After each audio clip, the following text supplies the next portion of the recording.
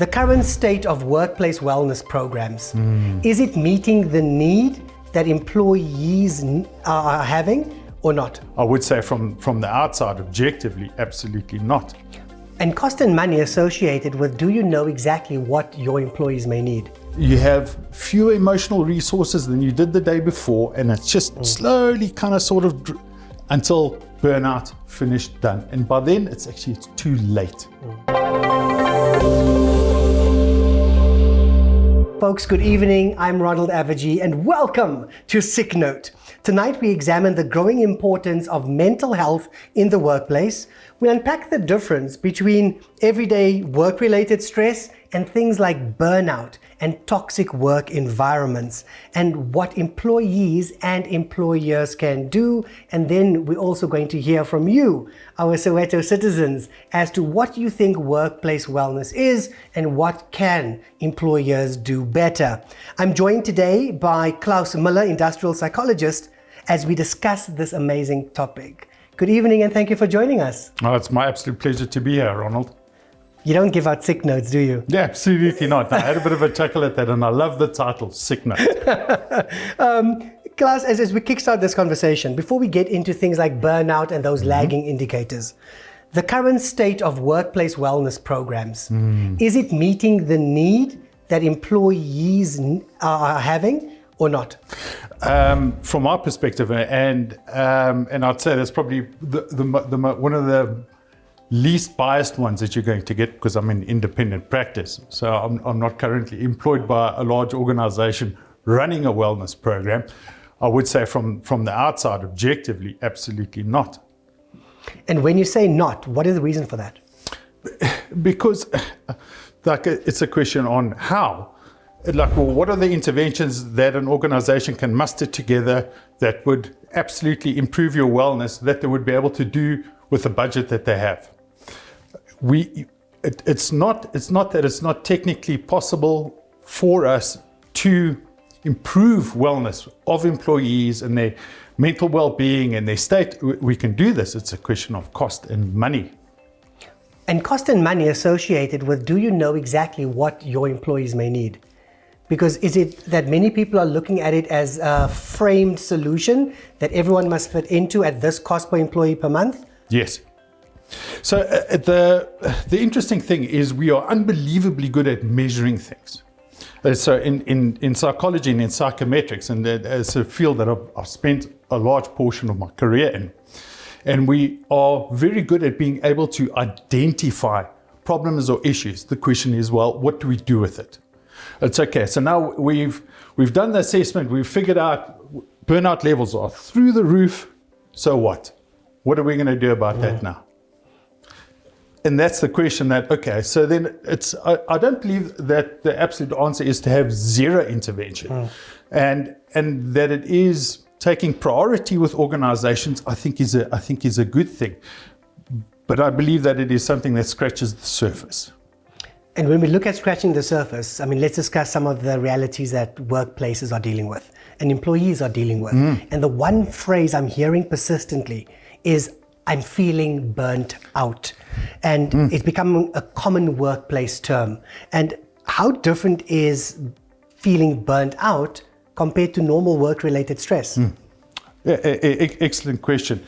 In my private practice, I would say about 60% of the professionals that come to see me on an individual basis, this is literally what we try and work out, and then figure out a strategy on how to minimize it and for the person to become effective again. So we can look at burnout as comprising sort of three components loosely. The first is exhaustion, the second one is depersonalization, and the third one is cynicism.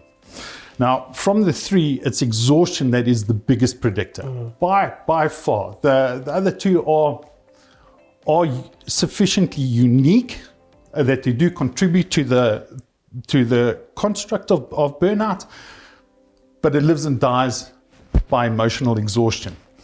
And the problem with that is it's very because it happens slowly, gradually over a period of time, that it becomes very hard to be self-aware enough of the little increments on how it's getting just you're a little bit you have fewer emotional resources than you did the day before, and it's just slowly kind of sort of until burnout, finished, done. And by then it's too late.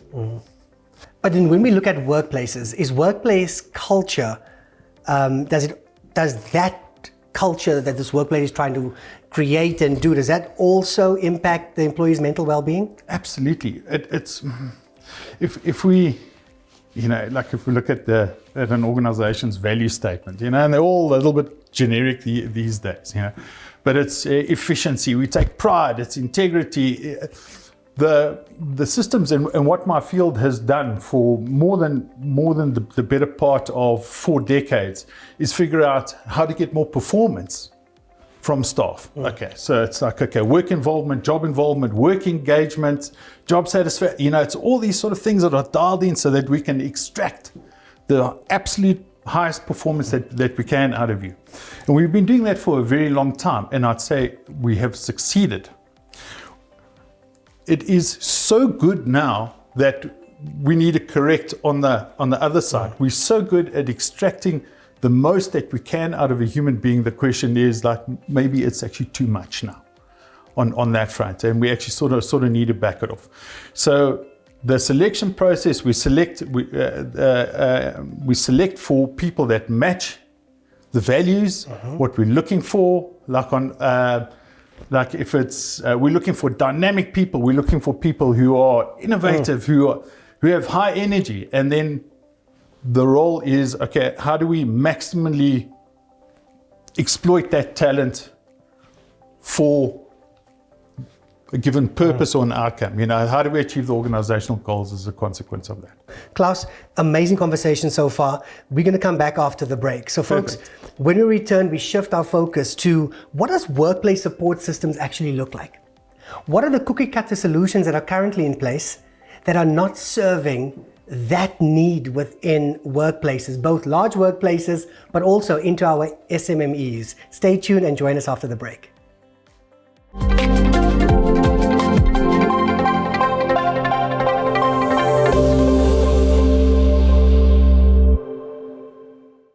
Plan or employee well-being plan in a workplace.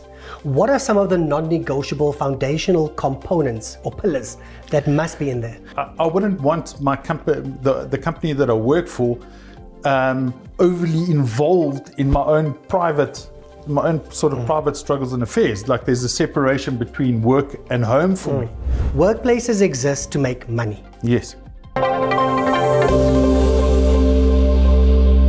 We are joined by industrial psychologist Klaus Muller, and we're talking, and earlier we spoke about burnout, but now we're shifting into what are the support mechanisms that need to change in workplaces, big corporates, but also you can change that in your SMME. And what does that look like, and what is the potential upside of a curated, supportive wellness program in a company? Klaus, thank you for staying with us. Now, many organizations, we spoke about it earlier, have these wellness programs. Are they making that meaningful difference that they intend to? I don't think so. And I say this having been involved at various levels over the years. Would we rather have it than not? Yes. The question that you're asking is it effective enough? And my response to that is an unequivocal no. So when we look at a plan or employee well-being plan in a workplace, what are some of the non-negotiable foundational components or pillars that must be in there? Look, it's also, I think one thing worth clarifying is how much responsibility is it that is mental health for an individual employee? How much is it the responsibility of the organization itself to look after its employees' mental well-being, and how much of the responsibility is on the employee themselves? There's a fine line. I wouldn't want my company, the company that I work for, overly involved in my own private struggles and affairs. Like, there's a separation between work and home for me. Like in that front, and this is a definite more sort of personal sphere. So it's also a question of boundaries and where that boundary should be between the one and the other. So I wanted to make that clarification before we move forward. No, I love that I'm not clarification. trying to defend them either. No, not They defend. should be doing more. But here's my thing. As an employee, you are accountable for yourself. Whether you must make good, bad, or ugly decisions to stay in that workplace that is, you say is impeding you, you are accountable for your health, for your decisions that you make, for the screenings that you might go for or not go for. But the workplace, the reality is you're spending time then in them trying to extract maximal value from you, because here's the reality. Workplaces exist to make money. Yes. To deliver shareholder value. Yes. So like you said, it's a very fine line. So again, from that perspective and with that clarity on the two, from your vantage point, what are the foundational components that should be in place? I think at the bare minimum, at the bare minimum, I think the job that you do and where you work at should at the very least be a job and a place that you don't hate. I think that would be the minimum threshold. The minimum threshold for that. That the culture itself should be one that is professional to the degree that it sort of needs to be. That the code of conduct so the values of transparency, accountability, openness, trust, that insofar as it is a culture, an environment that is high trust, I think that would go further in supporting your mental health and well-being over a long term than anything else. Okay, but you asked about more sort of specifics, and that would be work hours. To what degree are you available? That's a big thing. So what we've seen over the years in the work from home sort of strategies, we've seen the work sphere kind of cannibalize the home sphere, and that there's an overlap and there's not such a clear separation between these two. And that was coming back to the boundary question the boundary question that I posed earlier. And so the work sphere is now taking time in your private sphere, in your home sphere. That's all energy.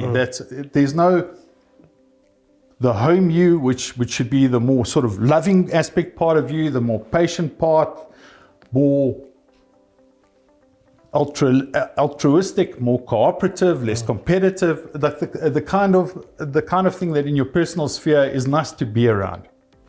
Where we've got on the work sphere on that side, like the value set, when we strip away all the marketing brochure pictures, that what you get is that it's highly competitive, it's aggressive, it's individualistic, it's me, myself, and I.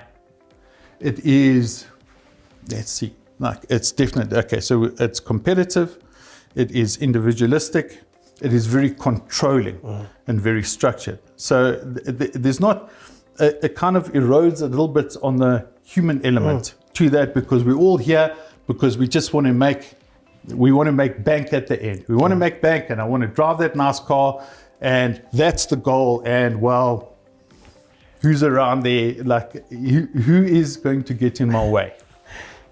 Are we training managers the wrong way? Because we're teaching them competencies, but we're not teaching them this human awareness potentially, because they ultimately are custodians of teams. I love that you're asking me this, because I always had a conversation about this topic early on in the week, so this actually fits absolutely perfect.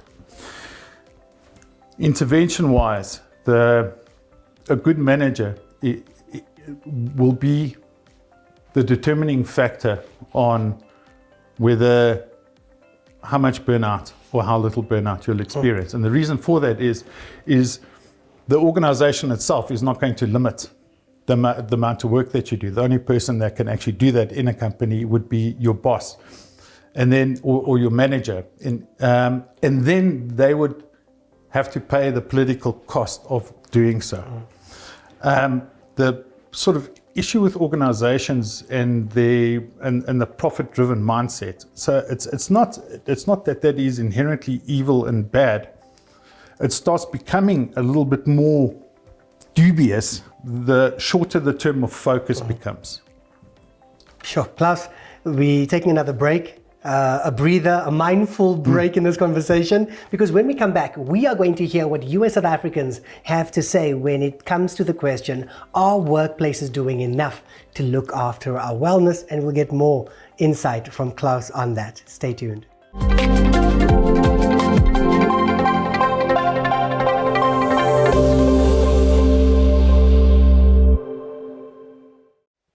Welcome back to Sick Note. We are still joined by industrial psychologist Klaus Muller. Now, we went out to you South Africans and asked you one question. And the question is, and Klaus, I'd love your opinion, so let's hear what the answers are, right? Do you think workplaces are doing enough to support employees' mental health? Why or why not? Let's hear what you had to say. Thank you for giving me this opportunity.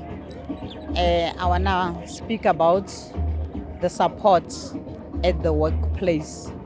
The bosses, people who are employing people, they're not supportive at all at the workplace. You cannot be giving them excuses. They want, all they care about is umsebenzi. So they are not supportive. Most of the bosses are not supportive. For an example, I can give you an example about a young girl who passed on the working place. She reported that I'm not coming, I am not well. So they forced her to come to the working place, and she passed on. Sadly, she passed on at the working place. What does that show? It shows that the bosses do not care about us. All they care is about how to make money in their working places. I think employees are more concerned about making money. You know, the reason why I say so is that we don't have mechanisms in workplaces whereby employees can go and actually state their problems, be it mental problems or any other problems. It's just only about them making money, you doing the coach at the end of the day, you being sure that whatever your tasks you need to do has been done, right? They don't care about the pressures and everything else that's involved around it. So yes, it's all about them making money. Klaus, you heard what South Africans had to say. Any thoughts? My sympathies and my condolences, to a large degree. And it's, I find it also quite sad, the degree of cynicism that is also out there, which I think is kind of indicative on where it's just like everybody just feels, that all organizations want is to extract the most out of them. And that who they are as people, that they just actually turn out to be, I am employee number 5437. Where it's like, well, it's actually me, Klaus, and I have a wife who I've been together with for 12 years. We have a child that has special needs that we're just trying to hold everything together the best that we can. And it's hard.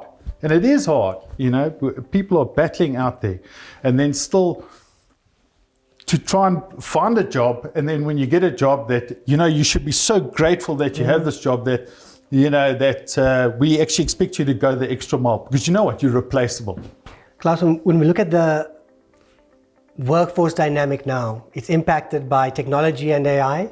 It's also impacted by Gen Z and millennials entering the workplace a lot sooner, that bring their own dynamic and behavior characteristics and psychology dynamics to a workplace. And if we look at the incumbents in workplaces currently, a lot of them have been there for a very long while, that are in the management and leadership positions, and they have a particular way of doing things. With all of these dynamics at play, what do we do as employers in SMMEs and bigger workplaces to cater for these massive shifts? Wow. That's an unbelievably complicated question. Firstly, for the new generations that are sort of coming, I have a lot of sympathy for that. genuinely, and I don't mean that in a shallow, pithy manner. It's what they are walking into is, and the degree that like the hopes and aspirations and dreams of the young people that I work with, and I purposefully work with younger people. What I've sort of, my overwhelming sense is unbelievably demoralized. It's just unbelievably demoralized, and that bugs me like I cannot express to you enough how much that irks me and saddens me. And then it's such a, they've literally just been up against absolutely everything, still technology on top of it. Now you're competing with AI, blah, and you have to forge and make your way out into the world. And it feels like that world doesn't care and couldn't care less about you on that sort of front. Not just that, it's just like, who do you even think you are to even want better for yourself? Sure. So like, that's what I think or certainly the younger people that I've worked with, nobody has ever had like where it's just like a little bit of encouragement on that side, where hey, you can actually achieve these things. You know, the world isn't actually against you, and you haven't been singled out by the universe to be especially unfair to.